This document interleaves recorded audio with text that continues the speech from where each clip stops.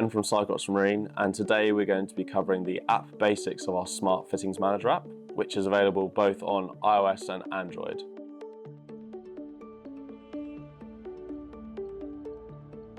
So firstly, when you receive your sensor and you've downloaded your app from the App Store, you'll be able to add the sensor using our QR code system.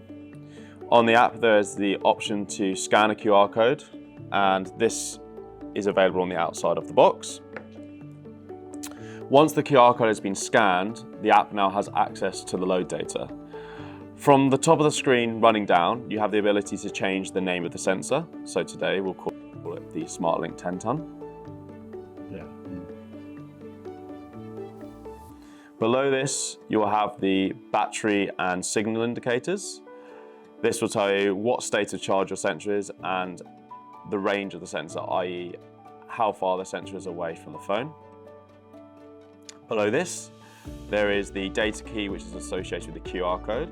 This can be copied and shared to someone else with the app, so they can also view the data. You also have the fittings control section, which allows us to directly connect to the sensor. So once you press the connect button, you will have the ability to change some of the parameters within the sensor itself. The first one is the frequency rate. This indicates how often the sensor is sending out load data. When you receive a sensor, it will be at 1 Hz, which is once every second.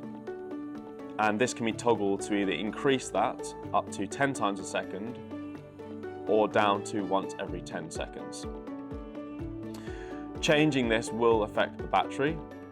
If you change the setting from 1 Hz to 10 Hz, it will use approximately 10 times the battery. And the same applies for once every 10 seconds if you're looking to extend the battery life. Below this, you have oversampling. This enables you to increase the amount of samples per load data package. For example, we can change this from 1 to 128 times. By using this feature, it enables the sensor to capture more of the peak loading. So for every data package sent from the sensor, you can take up to 128 readings. And in there, you can change the aggregation to either send the peak of those readings, the trough of those readings, or the average of those readings. Below this, you have the ability to wake, sleep, and shut down the sensor. For the wake function, you can select a time period from unlimited 1 day, 8 hours, or 1 hour. And then after that period of time, the sensor will go back to sleep, and then you can sleep and then shut down the sensor.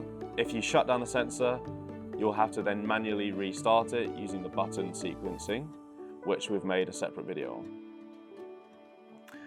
Below this, you have the sensor state, which outlines the temperature, the status of the sensor, and the battery level. The temperature is very important. The sensor knows its temperature and will then calibrate against any temperature changes so it can stay accurate. And the status is indicating whether the sensor is in good health, and battery is a 0 to 100% reading. Below the battery information, we have the statistics. This will give us the largest load seen by the sensor and some information about the fatigue of the sensor. The fatigue of the sensor is measured in a histogram, which is giving us a breakdown of the load cycling from 100% to 1% of the maximum working load on the sensor. In here, you can also change what working load you'd like to measure fatigue against and the safety factor of the component you're measuring fatigue. This is becoming a big part of our sensor offering, and we'll make a separate video detailing a bit more about how this feature works. Below here, you have the ability to change the units of the sensor.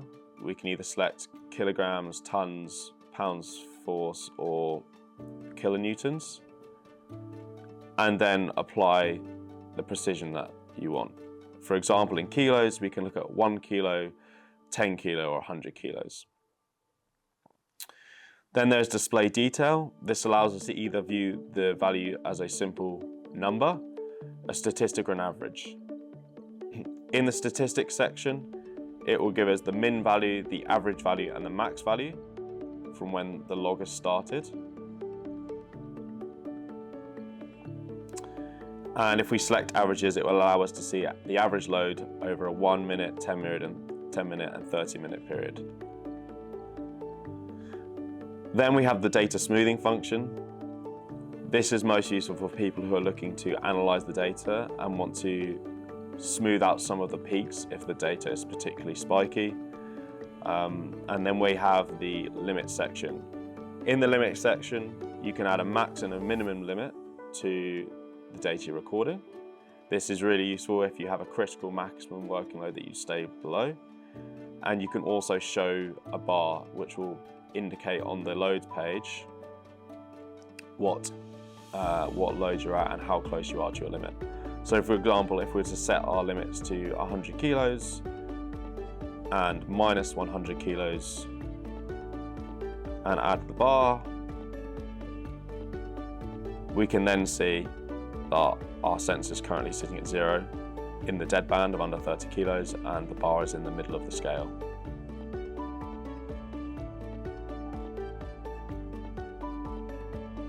We also have the load section on the app.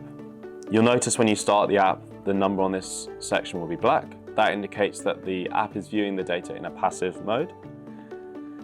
In the sensors page, you can connect to the sensor and this will change the number to green. We recommend, if you want the best quality logged data, to make sure that the connected mode is enabled. You'll also notice that there's a standard deadband set at 30 kilos. This can be removed with the set 0 function at the bottom of the screen, which will re-zero the sensor.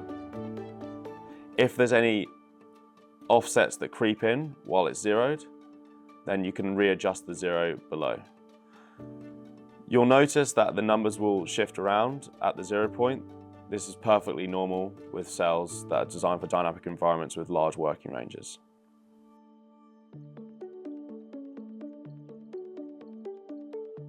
We also have the logging page.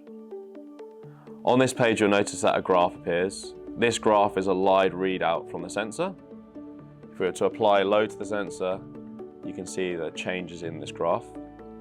You can have up to 16 sensors connected to the app at one time, and these will all appear with different colors on the graph. Below you can see there's a recording button. By selecting this, this will start a log. The log will last for the period of time you want it to until you then re-stop it below. And during the logging, settings on the sensor can be changed if you'd like to view them in a few different functions. Once the log has been stopped, you can then select the log, and that log can then be exported using a CSV file system, either via WhatsApp, or it can be used via AirDrop, message, mail, or it can be saved into the notes section.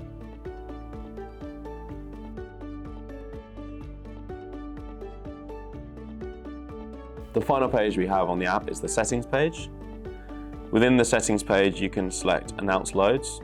This will announce the loads verbally every 10 seconds or a minute. You also have the option to change how the logging feature displays. You can have a chart recorder, which either scale to 1 minute, 10 minutes, or 30 minutes, as you can see in the logging section of the app, or a live graph function, which is of the live data. Below this, there is the Cyclops gateways function, which uses our gateway hardware to connect to wired marine networks. We'll be releasing another video on this for more details. There is a watch setup.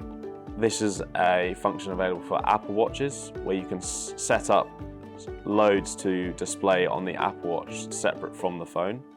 Again, we'll release another video for more information on this. And below we have an extra features section, where you can optimize your log intervals. So if you're recording data at 10 Hz and you want to capture all of the peak loads, you can select every 1 second or every 0.02 seconds for full scale. And below this you have full resolution, which will take all of the raw load data and make sure it shows every single peak that has been recorded.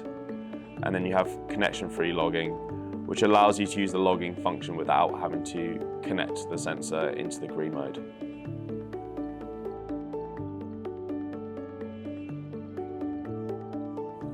One of the common questions we get asked from users using the app is what happens if I've downloaded the app and scanned the QR code and I'm still getting no data? Two key things to check is that your Bluetooth permissions are set to always, and the same for location services. If you have any further questions about how to use the app or how to get the best out of your sensors, please feel free to get in touch using our info@ email address, info@cyclops_marine.com.